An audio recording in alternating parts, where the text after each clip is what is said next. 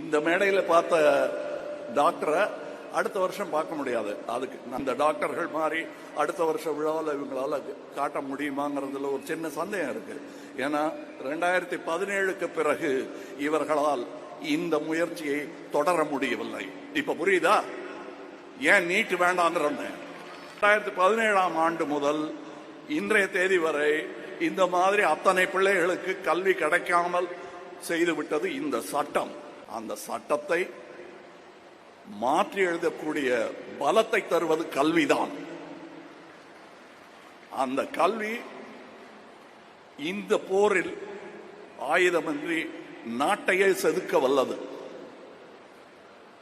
இது சர்வாதிகார சங்கிலிகளை, சனாதன சங்கிலிகளை எல்லாம் நொறுக்கி தள்ளக்கூடிய ஒரே ஆயுதம் இதுதான்.